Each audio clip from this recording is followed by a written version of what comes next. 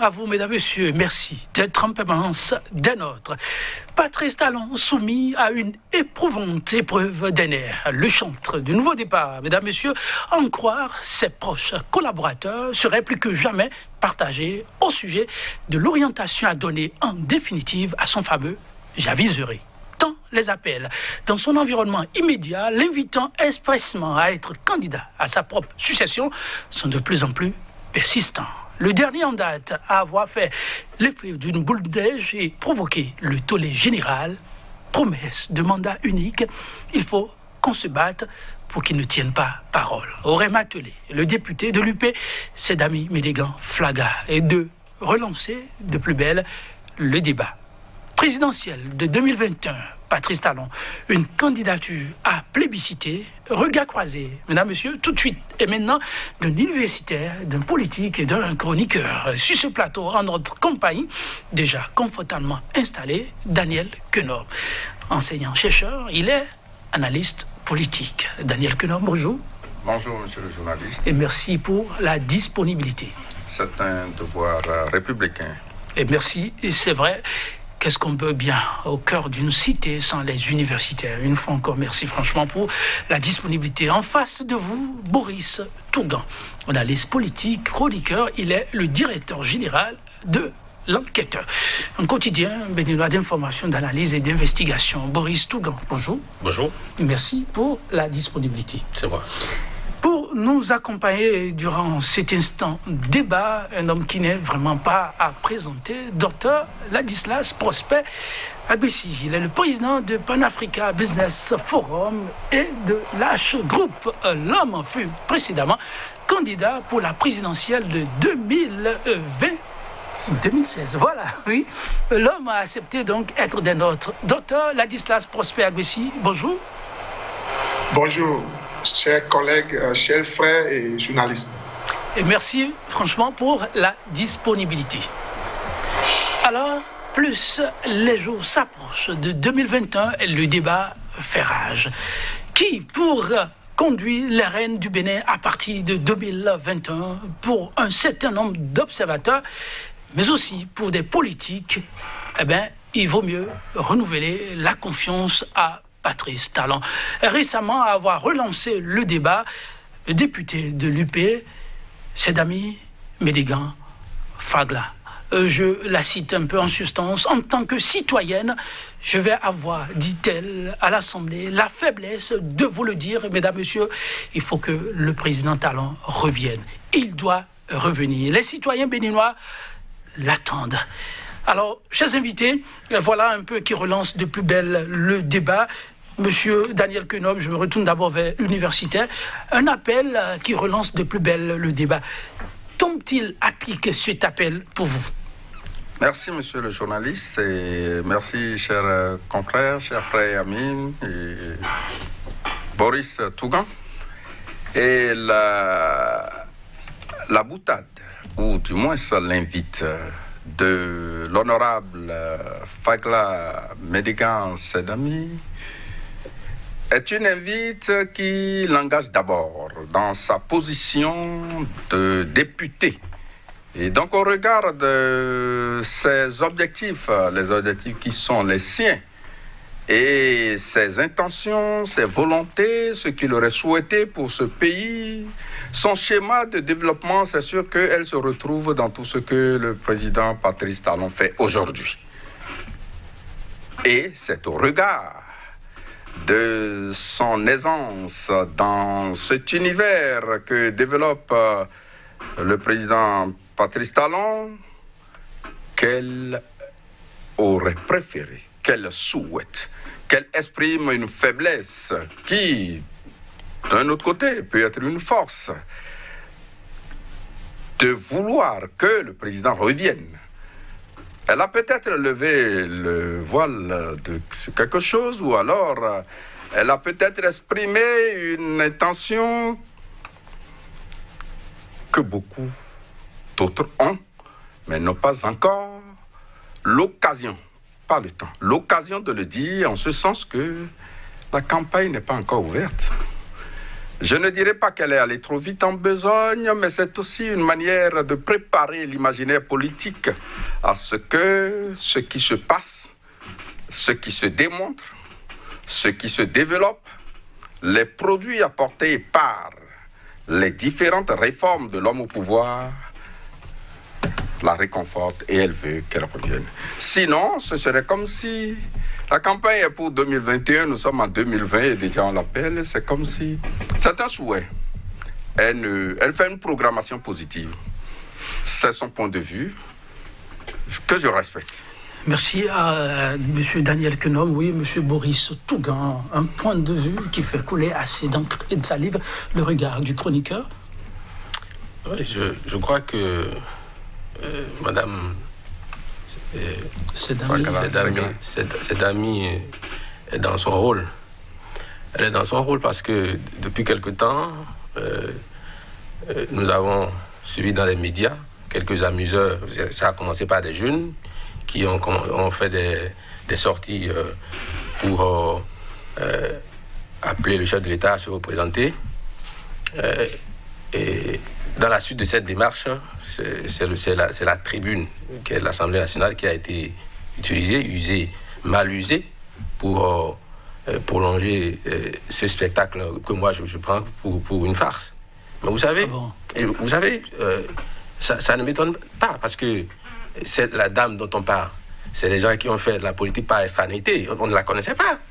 Et c'est à la faveur de l'avènement de Patrice Talon qu'elle est sortie de nulle part comme... je n'ose pas utiliser des mots appropriés. Merci beaucoup. Et vous voyez, le discours n'est pas conséquent. Quand vous voulez faire ces genres de déclarations à l'Assemblée nationale, vous devez mesurer la portée de ce que vous voulez dire. Le 6 avril 2016, quand Patrice Talon présentait son serment, il a dit « Ce sont des paroles sacrées quand vous jurez. » Et on l'oblige, vouloir l'obliger à revenir sur ces déclarations qui ont été faites sur l'honneur, moi je pense qu'il y a un problème de morale. Ah bon? Moi, quand vous me dites ça, vous ne me reverrez plus. Ces gens-là qui font ces déclarations, ils connaissent Patrice Talon. Patrice Talon n'a pas... la personnalité de Patrice Talon ne permet pas d'être confiné dans un pouvoir politique. Vous parlez en plus de tribune. Elle est députée. En quoi la tribune n'est-elle pas appropriée? Elle parle en tant que qui? Élue du peuple. Et vous pensez que dans cette position, elle a le droit de faire cette déclaration? Elle n'en a pas le droit. Et pourquoi n'en a-t-elle pas? Elle peut aller faire cette déclaration dans un meeting politique. Mais quand vous voulez faire une déclaration du genre au Parlement, ça pose un problème. Ce sont les questions de développement. Ok, on appréciera la portée et la pertinence au nom de ces déclarations. Elle a avancé des idées qui ont motivé cette déclaration. Vous permettez qu'on écoute M. Ladislas Prosper Agbissi là-dessus. Et oui, vous avez sans doute suivi aussi cette déclaration. Votre regard? D'abord, je voudrais féliciter les panels ce soir et pour leur honnêteté sur votre programme. Mais le Bénin est plus grand que la question que vous êtes en train de poser. Le Bénin. Il ne faut pas que nous nous trompons avec des histoires de copinage pour embrouiller le peuple béninois. Le peuple est en détresse. L'assainissement de nos publics ne sont pas à la taille de ce qu'on voit aujourd'hui. La dégradation de l'économie, on a un problème de justice publique, on a un grand problème dans notre pays aujourd'hui. Et vous nous parlez de publicité, quelqu'un qui a enlevé ce qui fait de notre essence en tant que Béninois, ce qui fait de nous les jeunes Béninois à l'extérieur, qui fait de nous le pionnier de la démocratie. Vous voulez lui donner encore une journée de faire réfléchir le peuple, vous donnez encore au peuple de pleurer. Quand on demande au peuple de penser que celui-là encore peut rester, même les quelques mois qu'il passe encore au pouvoir, tue la jeunesse béninoise, leur donne les mots de tête. C'est comme quelqu'un qui est en prison, qui demande quand est-ce qu'on va me libérer. Le peuple est emprisonné. Donc on ne peut même pas imaginer une seconde voir Patrice Talon encore briguer des mois. C'est un cauchemar pour nos peuples. La jeunesse ne veut plus ça. Cette équipe de 2006, jusqu'à aujourd'hui, doivent quitter, y compris les anciens chefs d'État. On n'en a plus besoin. Le Bénin mérite mieux. Réfléchis pour dire au peuple béninois qu'il faut précipiter quelqu'un. Cette dame-là doit répondre devant la justice béninoise. C'est des injures contre le peuple béninois. S'il vous plaît, monsieur Ladislas Prosper Aguessi, elle est à l'Assemblée nationale. Et dans sa déclaration, elle mentionne quelque part, il doit revenir. Les citoyens béninois l'attendent. Vous avez sans doute autour de vous, je l'ai rappelé tout à l'heure, un ancien candidat à la présidentielle, ça signifie, vous avez aussi des Béninois autour de vous. Elle a aussi des Béninois autour de vous. Est-ce qu'il ne faut pas alors faire la part des choses? Peut-être nuancer un peu. Est-ce que vous avez voté, vous qui êtes là, est-ce que vous avez voté et un Parlement qui ne représente pas notre pays, un Parlement monocolore, comment est-ce que vous voulez demander au peuple de se reconnaître dans ce Parlement? C'est une équipe de personnes qu'on va discuter dans la transition, s'il faut leur donner amnistie ou pas. On ne reconnaît pas ce Parlement. C'est un gouvernement inconstitutionnel. Et monsieur Joël, c'est une vérité. Quand le juge constitutionnel a commis des erreurs, même la Cour constitutionnelle qui est là, a été tardée et avec je l'appelle l'homme fort parce que je ne le reconnais pas comme président de la République, mais me demander que celui-là reste encore pour devenir président de la République au pays, c'est tuer mes parents. Non, apprécions, avec votre permission, j'aimerais qu'on apprécie un certain nombre de faits. Parlons de faits, du concret. Avec votre permission, je vais me retourner d'abord vers l'universitaire. On va ensemble tirer des conclusions, si vous permettez.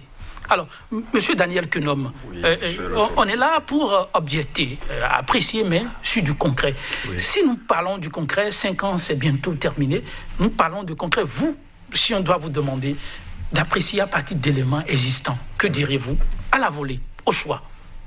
À la volée, au regard de tout ce qui se passe et au regard de tout ce que j'observe comme réalisation obtenue. Tout à fait.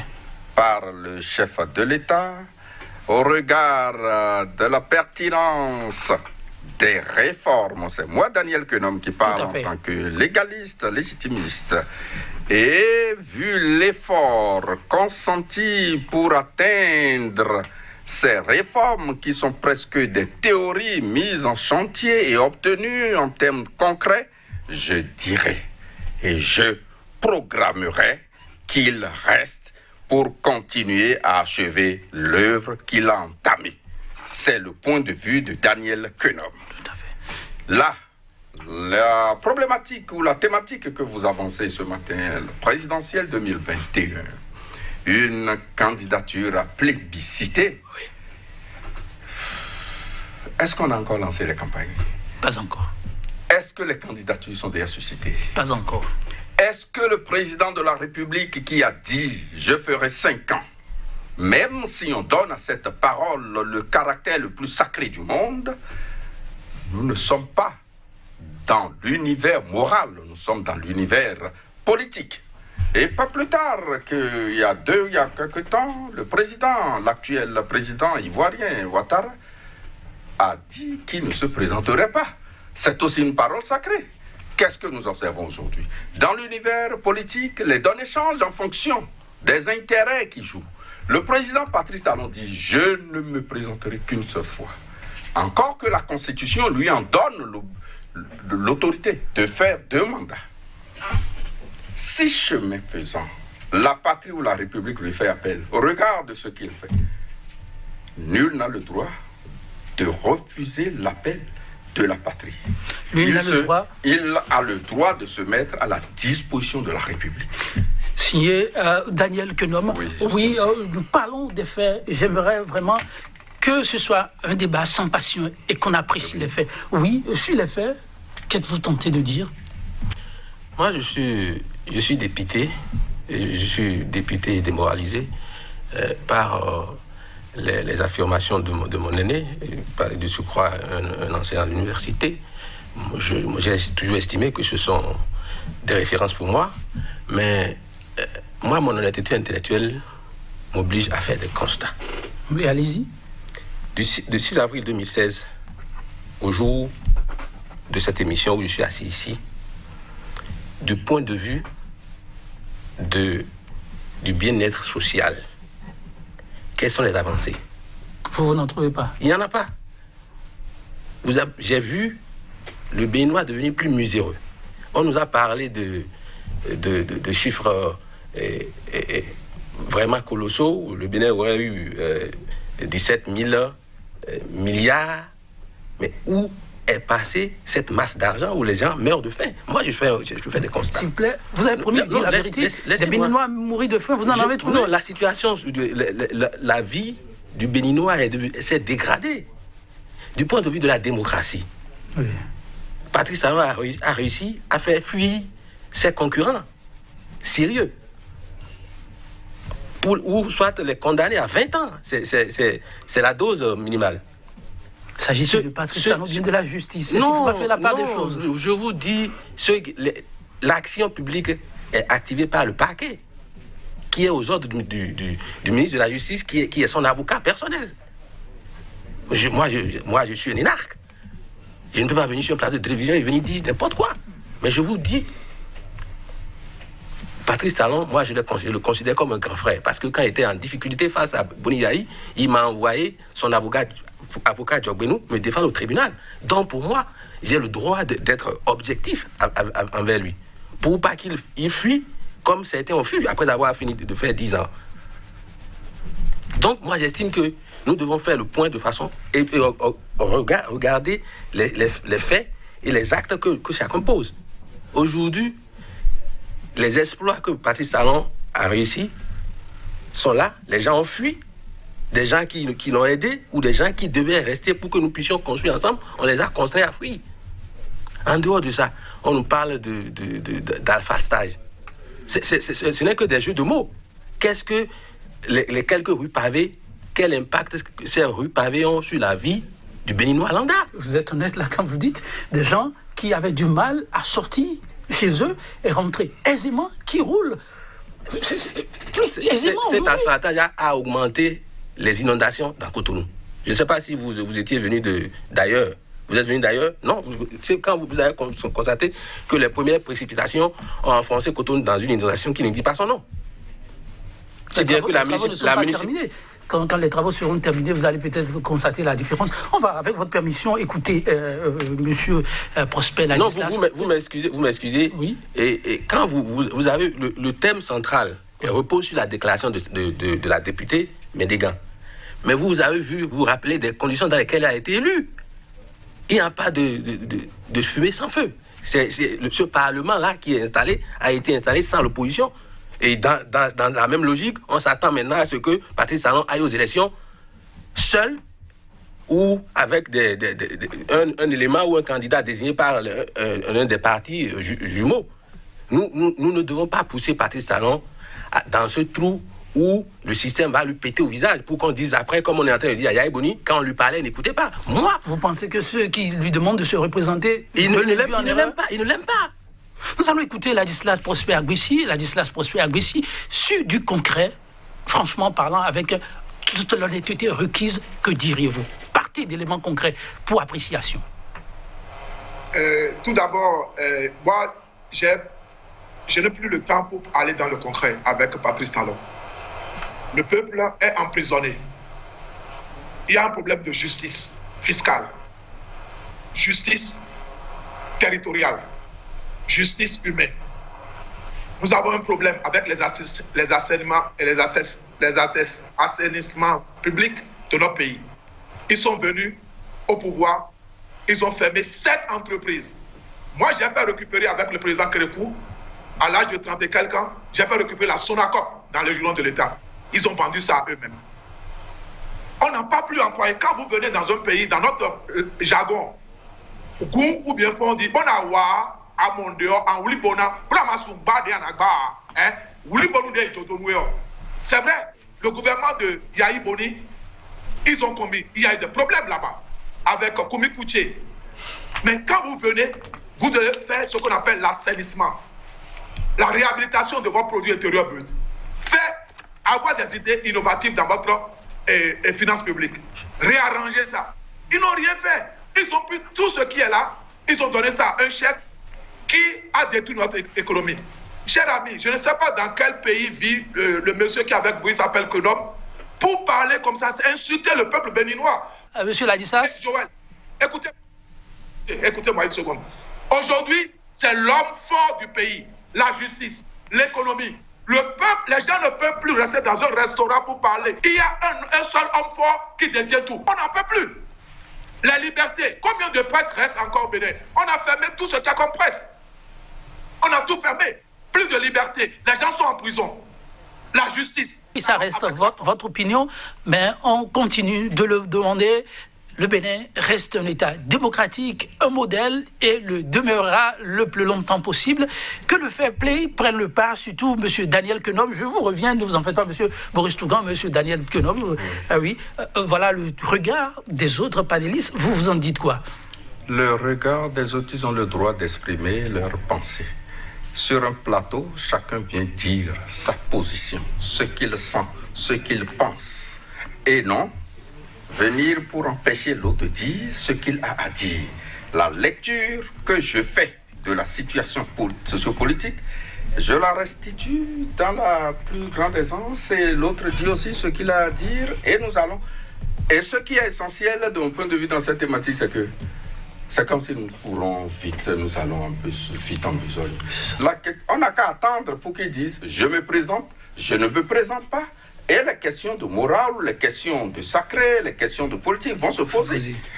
Et j'en ai fait à ce niveau. Mais si les faits, oui, vous vis-à-vis pensent qu'il y a des faits qui pour eux ne motiveraient pas cette candidature. Vous avez fait une présentation holistique tout à l'heure.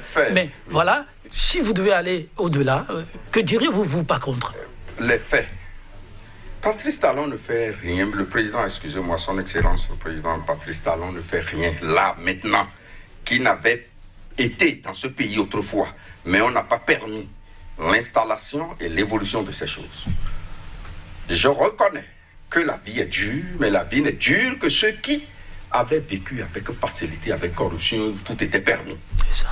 Où le jeu politique était un truc de partage, où il y avait un certain nombre, plus de 150 partis, où le chef de parti était un chef d'entreprise presque. Aujourd'hui, je suis à l'aise par rapport à l'assainissement connu ou que nous connaissons du milieu partisan. Quand on parle d'opposition ou pas d'opposition, l'opposition existe, l'opposition a son droit exprimé, reste à savoir les voies légales par lesquelles il faut passer, car la manière de poser un problème est plus importante de mon point de vue que le problème qui est posé. Ça passe. Sur le plan de alphatage ou asphatage, je crois que celui qui est borgne ou qui est complètement aveugle ne verra rien dans le pays. Et ce n'est pas seulement à Cotonou. J'ai l'habitude de voyager, je vois ce qui se passe. Chaque président qui passe fait ce qu'il peut. Sous le président Émile Derlin Zinsou en 1968 dans ce pays, cette rigueur à laquelle le peuple béninois n'est pas habitué depuis 1960, a été appliqué, il avait mis ça en chantier lorsqu'on parle de Zinsou Takwe. C'était une manière d'amener le Béninois à prendre ses responsabilités, à s'efforcer, à donner le meilleur de lui-même pour que son pays soit transformé et développé par ses propres efforts, ses propres sueurs. Le Béninois n'avait pas compris, on l'a enlevé. Mais le pire, pas le pire, ce qui a le plus duré, c'est sous le président Mathieu Kérékou, qui est un modèle pour moi au-delà de tout. Avec l'armée, tout ce qui... La dureté a été telle que ce sont les Béninois même qui ont conduit l'agression du 16 janvier 1977. Donc, en somme, il faut encore un peu plus de patience. Vous avez tout dit. Un peu plus de patience et nous allons vers la sortie du tunnel. Merci à vous. Un peu de patience et la sortie du tunnel pour les Béninois. Alors, monsieur Boris Tougan, oui, je ne sais pas ce qui fait rire. Est-ce que Patrice Talon n'est pas simplement incompris du peuple béninois et de vous, par exemple, en prenant un peu de recul? Non, vous ne pouvez pas me parler d'incompréhension. Non. Comment est-ce qu'il est incompris? Les Béninois ne peuvent pas avoir vécu ce calvaire sous Yahi Boni est venu tomber dans un pire. Vous pensez que les Béninois vivent pire aujourd'hui? Ils vivent le pire. Il faut apprendre, Patrice Talon, mon grand frère Patrice Talon doit apprendre des erreurs de Yahi Boni, qui a passé tout son temps à traquer l'opérateur économique qui était Patrice Talon. Vous voyez Patrice Talon fait la même chose? Il est en train de faire pire. Mais ça, pour moi, ça peut passer par perte et profit. Mais les jeunes, la jeunesse qui s'est battue, qui a donné sa poitrine pour que Patrice Talon vienne au pouvoir, qu'est-ce que cette jeunesse a gagné? Donc, les emplois supprimés ont-ils été créés? Combien d'emplois Patrice Talon a-t-il créé? La NPE porte récemment un nouveau projet, un projet novateur. Vous avez en entendu parler? Et c'est 4 ans après? Soyons objectifs. Il est trop tard pour mieux faire. On ne verra pas mieux. On ne verra pas, il ne fera pas autre chose. Lui-même, il a dit, quand il avançait l'argument du mandat unique, il disait que c'est dans la recherche du second mandat que on ne gère plus un pays comme cela se doit. Mais pourquoi aujourd'hui on envoie des guignols se mettre en spectacle pour faire penser que ce sont les populations qui demandent un second mandat? Ça n'a pas de sens. Patrice Talon, nous nous sommes battus pour qu'il vienne, et puis s'il a échoué, nous le demandons par honneur pour lui-même de se retirer. S'il vous plaît, vous dites que Patrice Talon a échoué? Il a échoué, il le sait. Moi, je vous dis qu'il le sait. Comment? Vous êtes un conseiller du chef de l'État? Moi, je connais Patrice Talon parce que je l'ai suivi. Nous, on a été parmi ceux qui ont offert notre poitrine pour que Patrice Talon vienne à Cotonou. C'était un autre challenge. En ce temps-là, ceux qui sont en train de dire Patrice Talon aujourd'hui, ils étaient avec Yahi Boni. On était combien à l'époque? Je peux le dire. Ceux qui le savent, ils savent de quoi je parle. Sérieusement? Puisque je vous le dis. Donc, la messieurs du cœur, vous demandez à Patrice Talon de ne pas se présenter. Par honneur pour lui et pour la dignité de ses enfants, parce qu'il en a 2. Et ils sont vivants et ils écoutent ce qu'on dit sur leur papa. Ça n'honore pas. Moi, j'ai des enfants à la maison. Quand je leur dis, en sortant, je vous ramène du shawarma, si je ne viens pas avec le shawarma, ils me disent, mais papa, où est le shawarma que tu nous as promis? C'est le respect de la parole donnée, nous devons l'apprendre à nos enfants. Monsieur Prosper Ladislas Agbissi, oui, le Bénin a un tournant de son histoire. Demain se prépare aujourd'hui. Patrice Talon ne s'est pas encore présenté. Alors que faut-il faire? Lui demander, comme le conseille monsieur Boris, de ne pas se présenter, même si on lui force la main, ou lui demander de se présenter, car comme le dit monsieur Daniel, il y a quand même des efforts qui ont été faits, de l'audace dans l'action, et pour ça, Patrice Talon devrait revenir. Que dites-vous? Et permettez-moi, chers journalistes, de faire un retour en arrière. Dans le cadre de l'ajustement structurel, le gouvernement béninois, avec le président Kérékou, on a demandé au gouvernement béninois de se désengager de ses responsabilités et de permettre aux sociétés privées de prendre en charge la filière coton. Rodriguez et lui et autres, ils ont pris ça. Ils n'ont jamais payé de l'argent au gouvernement béninois. Et avec ça, le gouvernement les a garantis. Ce n'est pas des gens qu'on appelle compétiteurs. Aujourd'hui, il a mis quelque chose qu'on appelle Bénin Control.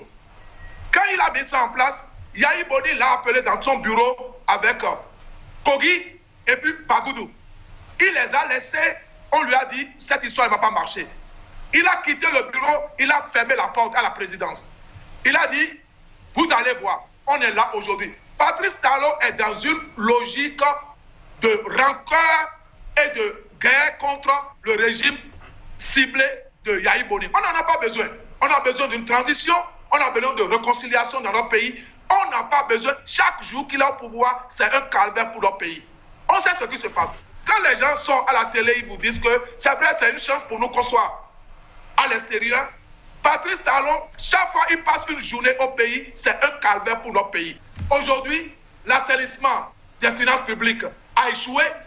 On a fermé 7 entreprises, la SNEB, la Sonapra, la Sonacop.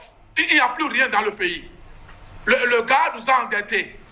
Mais monsieur Ladislas Agbissi, sérieusement, quand vous prenez même le secteur de l'économie que vous évoquez beaucoup, ne pensez-vous pas qu'il y a eu beaucoup de réformes aujourd'hui plus qu'hier? Non, écoutez, cher ami, quand on parle en matière de développement économique, nous avions dit en 2015 quand il faut venir aujourd'hui, avant, si vous venez au pouvoir Bénin, il faut faire une réhabilitation du produit intérieur brut. Ça permet de vous donner d'autres bases, d'autres leviers. J'ai conseillé ça au conseiller de, comment il s'appelle, Wadaï. Je lui ai dit, il faut avoir des idées innovatrices et des idées innovatrices pour faire ce qu'on appelle assainissement de votre économie. Ils n'ont rien fait. On a payé le chef de l'État. Il s'est fait payer. Ils ont créé un grand trou. 11 mois après, on a fermé les frontières. Ils cherchent par tous les moyens pour combler ce trou.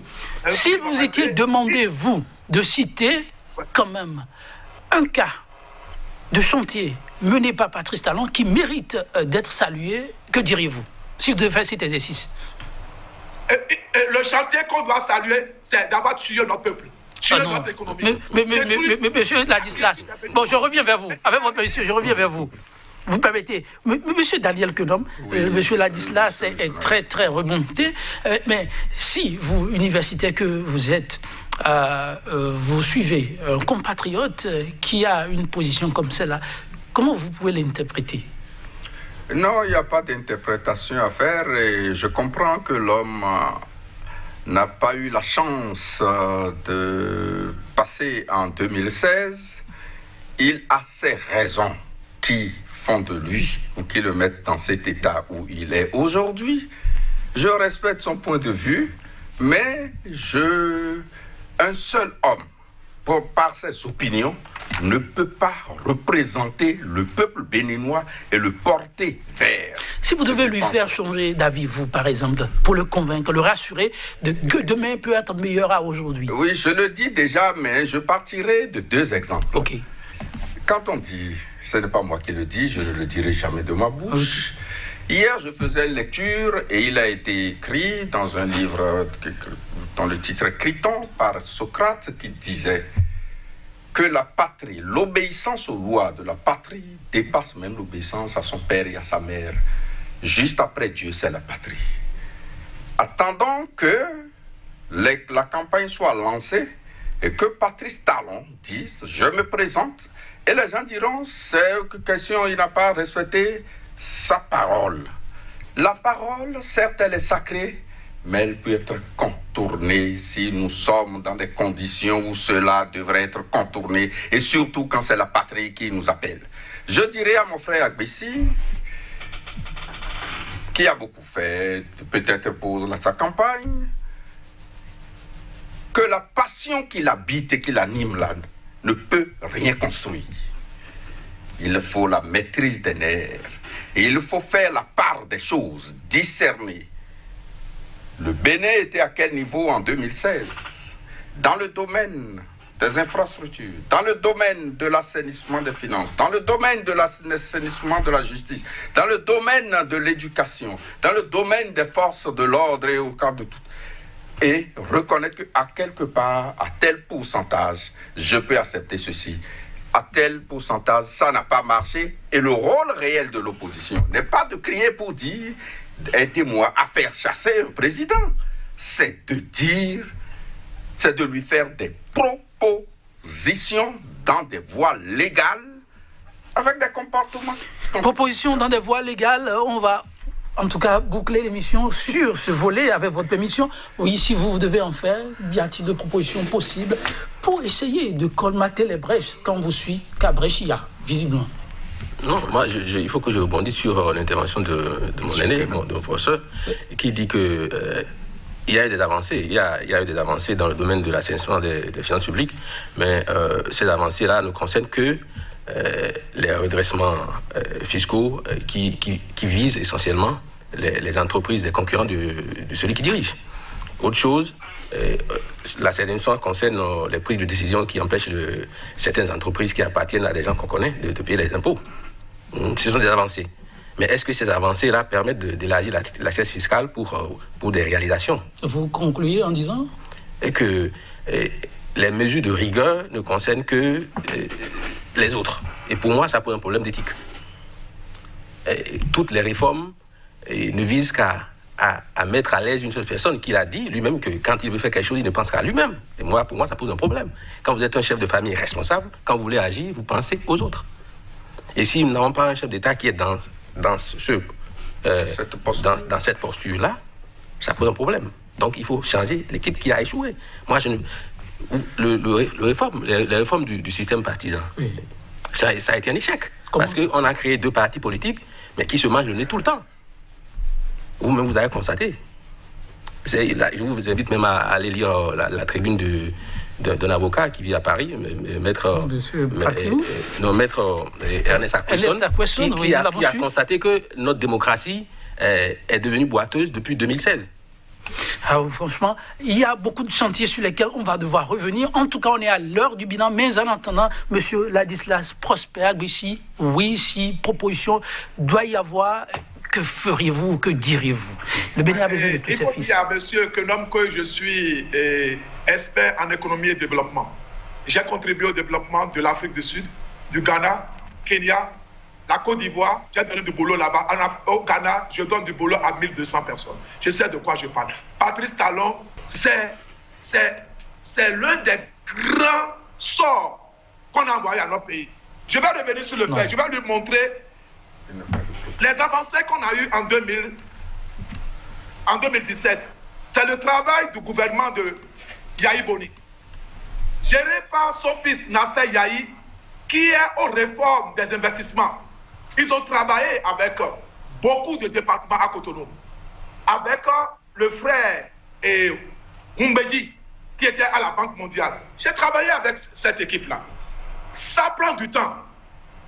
Talon n'a rien fait. Ils sont venus pour prendre l'argent. On ferme cette entreprise.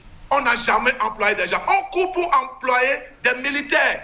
On ne leur paie même pas. Le SMIC est resté au même niveau. On n'a pas fait de réformes au niveau du produit intérieur brut. Le SMIC est au même niveau. On ne peut pas avoir un enseignant qui peut avoir son premier salaire et s'acheter une maison au pays. Puis le port est là pour Astral et 4 groupes de personnes.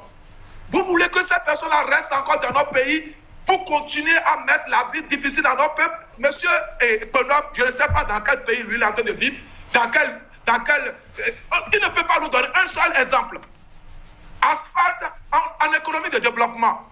Vous devez mettre vos fonds sur les voies inter-États, pas sur les alphas dans les villes. On vient faire les alphas dans les villes pour tromper la vigilance de la population. Ils n'ont rien fait. 0. Monsieur Ladislas, vous êtes leader aussi, mais vous n'allez pas dire rien. Je vais vous donner des exemples. Est-ce que vous n'êtes pas un peu dans l'échec quand vous dites ils n'ont rien fait?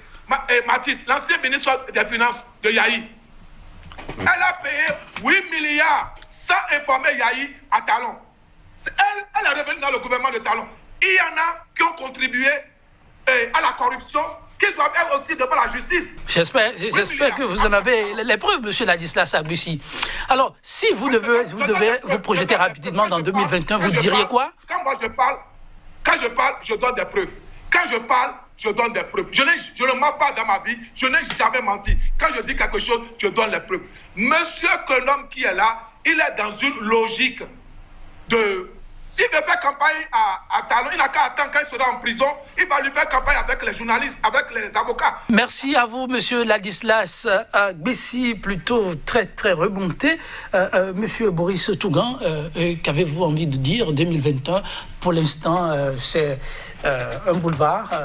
On ne voit presque rien venir en dehors du professeur qui, visiblement, lui aussi n'a rien dit. On sent une marée qui vient de ce côté-là. Mais on ne voit rien de concret. Patrice Talon, il y a des admirateurs qui demandent à ce qu'il oublie. On fait comment, en définitive? Non, vous avez pu constater avec moi que depuis l'avènement de notre démocratie, c'est la première fois qu'à moins d'un an d'une élection présidentielle, il n'y a pas encore eu de candidat. C'est parce que la télécommande de Paris à Cotonou et que c'est cette télécommande qui dirige tout. Mais nous devons avoir l'honnêteté de dire les choses telles qu'elles sont. C'est que si nous tenons à la paix et que nous rappelons que nous venons d'une famille, nous devons faire les choses avec la classe. Ce n'est pas bienséant que Patrice Talon se retrouve seul ou avec un candidat désigné d'un de ces deux partis, ou soit qu'on nous dise que il va revenir. L'un et l'autre, ça pose un problème de morale, parce que le Bénin est connu comme un pays de démocratie, et c'est ce label qui est vendu depuis des années. Pays de démocratie, c'est pour cela que les bailleurs de fonds nous ont toujours soutenus. Et depuis que ce bordel est foutu, ils ont du mal à avoir de l'accompagnement des bailleurs de fonds, malgré la communication outrancière qui est faite. On reviendra sur la question, oui, M. Daniel Quenom, ça va être pour conclure aussi. Pour conclure, j'ai le sentiment que nous mélangeons souvent un peu l'univers politique et l'univers moral. Voilà. Première chose, parce que c'est deux domaines à distinguer. Il ne doit pas avoir de la morale en politique. Et je peux continuer. Oui. Et j'ai la réponse, mais je n'adorerai pas. Et je ne parle pas de l'homme physique, Patrice Talon, mais je vois à travers lui la République, la patrie, à laquelle je me soumets et je respecte tout ce qui vient de là. Parce que c'est l'éducation que j'ai reçue, c'est la formation que j'ai reçue. Oui, la patrie, rien que la patrie. Merci à vous, Monsieur Daniel Quenom, pour la disponibilité. Merci également à vous, Monsieur Boris Tougan. Un grand merci à Monsieur Ladislas Bichi pour la disponibilité. Chaque plateau se veut un plateau contribution. Nous espérons, plus les jours passent, de contributions édifiantes pour une nation plus prospère, plus unie, car on en a besoin. L'un n'est jamais trop fort pour être éternellement le plus fort. Ensemble, mesdames, messieurs, dit-on, c'est plus sûr. 100% Bénin, le numéro du jour va s'achever ainsi. Je vous fausse compagnie, mais en vous laissant ce Massime de Calmas, celui qui ne connaît pas l'histoire est condamné à la revivre. Prenez soin de vous et à très bientôt. Merci.